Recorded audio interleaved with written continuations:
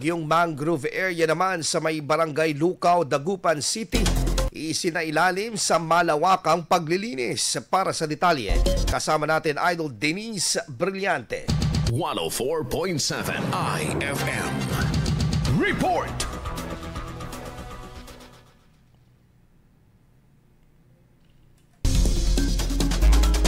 Matapos ang pagtama ng Super Typhoon Uwan noong nakaraang linggo, hindi lamang mga istruktura at establishmento ang mga naapektuhan sa Dagupan City, kundi pati mga yamang kalikasan. Kabilang dito ang mga mangrove trees sa barangay Lucao na nagsisilbing tirahan ng mga isda, kung saan ilang puno ang natumba dahil sa malalakas na hangin at storm surge. Tumumba siya sa may daanan ng mismong ilog.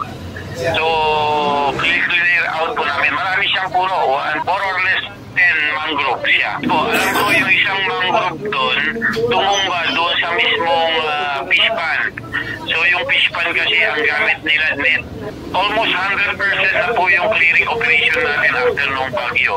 Actually, nung kasagsagan ng bagyo, kinabukasan, gumalaw na po. Ayon sa barangay, tinatayang kabuuan na ang natapos ang clearing operations na sinimula noong Nobyembre 10 upang linisin at ayusin ang mga katubigan ng lugar. Wala namang naitalang casualty sa lungsod batay sa ulat ng City Disaster Risk Reduction and Management Office. Gayunpaman, ilang kabuhayan ang naapektuhan dahil sa natumbang mga puno at biglang pagtaas ng tubig sa kasagsagan ng bagyo. Kasama mo mula rito sa IFM News Dagupan, ito si Idol Denise Brillante. Tutak, IFM.